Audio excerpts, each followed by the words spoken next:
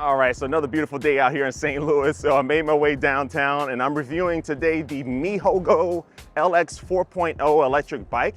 Now this bike has some style to it. I've been getting a lot of compliments about the way it looks. It comes in one single kind of colorway, so it's going to be, the main color is going to be gray, but then also has some little accents around it that really make it, look very stylish. There's some open parts to the magnesium alloy frame that I really do like.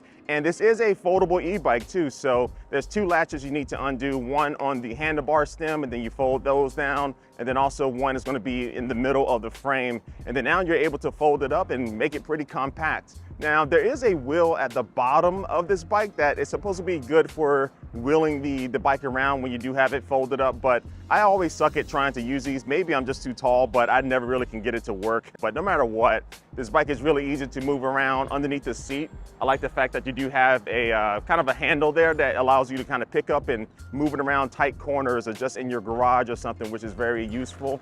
And just in general, I like the overall cable management up front is really nice up here. It's a nice and tight and clean bike. I really like the way it looks. Now this bike does come with a 750 watt motor that does peak out at 1,000 watts. And you know what? Let me go ahead and do my speed test right now. So I'm going to be doing the first test just using the throttle only. So let's get this thing going in 3, 2, 1, boom. All right, so I did lock out my suspension, so that should help me get the maximum speed. And according to the website, we should be able to get up to 28 miles per hour. Now, I did talk to a rep from the company, and they said that this actually goes 32 miles per hour. And while it does say that on my display, using multiple GPS apps, I was clocking in around 28, 29 miles per hour. So right now on the bike's display, we're already at 28 miles per hour. On my GPS app, we're at 26, 27. The bike is now showing 30.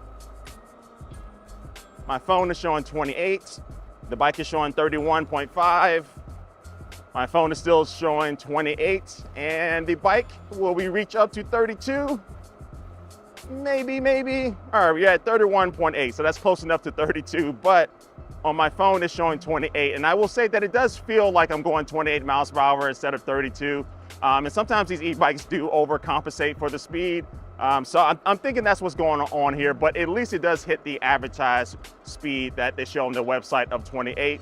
And now let me test the hydraulic disc brakes. Very nice. I love the brakes on this bike. So they're super quiet and they are very functional and they just feel very controlled when I am coming to a stop. And so let me get this thing turned around and now let me do the speed test using pedal assist. So let's get this thing going in 3, 2, 1.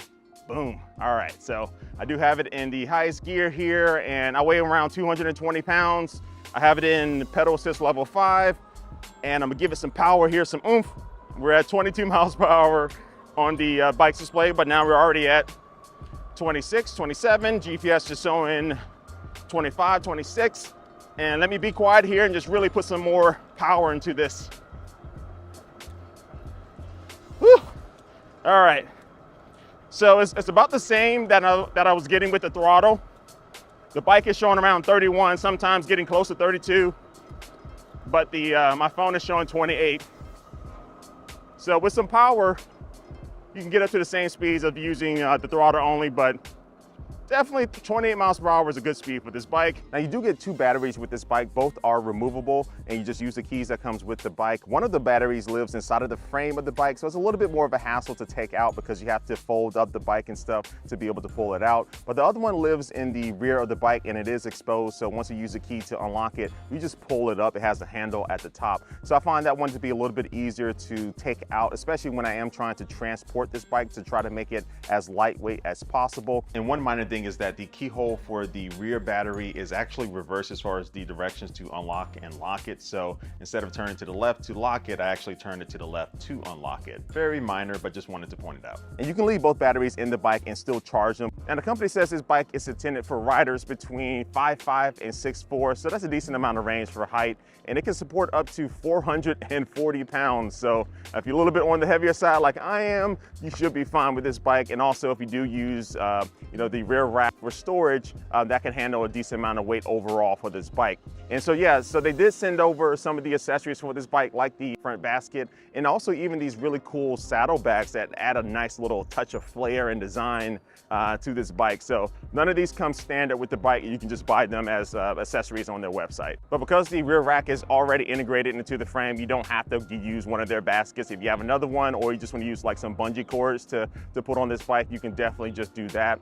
This bike also does come with plastic fenders on the front and the rear. So it's going to be covering the 20x4-inch fat tires on this bike, which have a really cool design with the brown sidewalls and decent amount of treading too. So going off in grass and loose gravel, I felt very comfortable and in control with the tires. But those fenders do keep you protected from splashes of water and stuff. And now let me pull over here to read you the battery specs and talk about range, because I didn't remember this stuff. But the first battery on the inside is going to be 48 volts and it comes in at 12.8 amp hours. And the battery that's in the rear is coming in also at 48 volts, and that reads at 16 amp hours. So you get a total of 1,382 watt hours. Now the company says as far as the total range, you're looking between 80 and 100 miles. Now in my couple of weeks of testing, I just let it kind of run from the beginning of me unboxing this bike, and I got around, like, I would probably say like 67, 68 miles. Now, again, doing my testing, I'm going up a lot of hills. I'm really heavy on the throttle as well.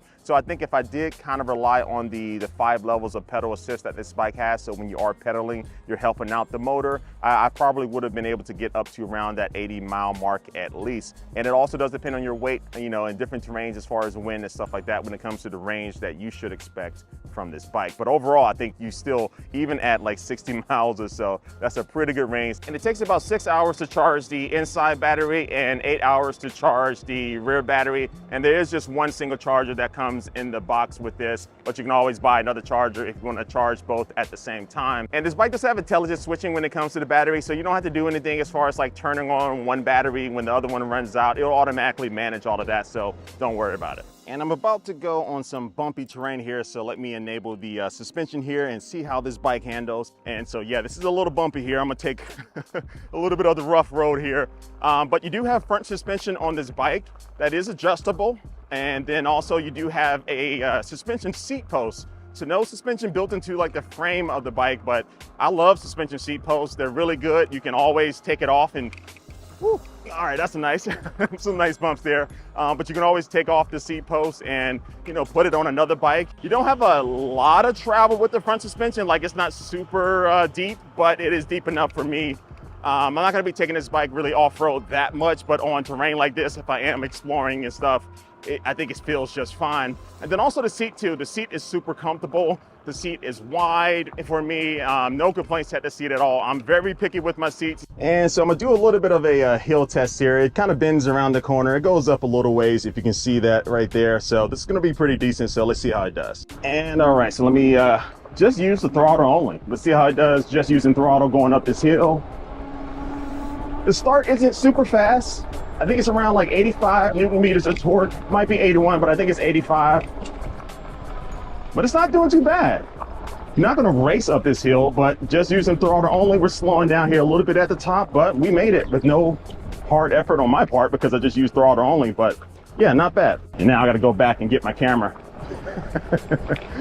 This is the part you really don't see in the reviews, the double backing. And oh, this bike just has a cadence sensor, so no torque sensor, but it feels really good. It's one of the best cadence sensors that I've used on an electric bike. So the pedaling just feels very good. It does take like maybe like a half a second to a second to kick in when you start pedaling. Actually, it's more like a half a second when you start pedaling, and for the motor to say, hey, all right, let me go ahead and start helping you out when you are using pedal assist. But yeah, pedaling feels really good on this thing.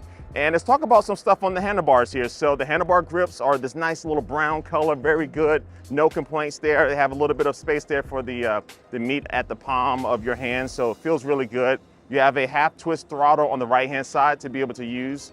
And then also you do have a pretty standard Shimano shifter, no problems at all with shifting between the gears. And then on the left-hand side, you do have the controls that are very easy. You basically have 3 buttons to use the 3.5-inch color display on this bike, which is really nice. And I just noticed too that I've been having this display on the brightness level 1. It does go up to brightness level 3. And that's nice because I usually wear my sunglasses, and even in direct sunlight, I wasn't like complaining about not being able to see the screen. And I have still 2 extra brightness levels to go up to if I really want. Now to get into the menu of this bike, you just hit the power button, and on the screen you can see all the different settings that you can adjust for this bike. You can increase the speed level, you can decrease it if you wanted to, so someone can get on here and kind of not go the maximum speed. And yeah, all of that stuff is just really in here, very simple to use. And this bike also has Bluetooth, so you can download the app for your iPhone or Android, and now you can connect to it, and you can see information as far as like your distance traveled and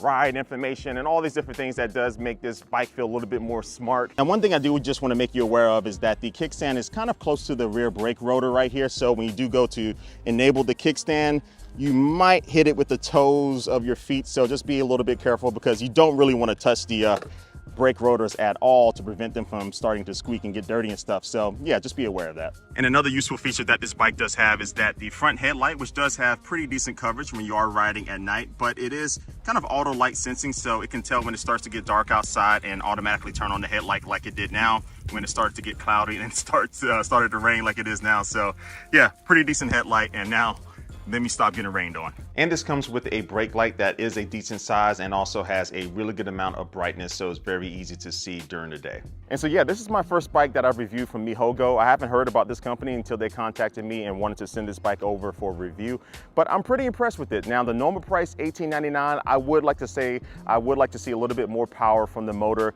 You're starting to see more bikes at that price range that are able to peak around like 1,400 watts or so. So peaking out at 1,000 watts at $18.99, it's not bad, but I would like to see a little bit more. But because it is on sale for $13.99 at the time of this video, so I don't know what it's going to be like 2 weeks from now, but at that price tag, this is plenty of power. 28 miles per hour is just fine. And the hill climbing that I did do, it was fine, especially just using the throttle only, but most of the time I'm probably just going to be using pedal assist, so that will be no problem for this bike too.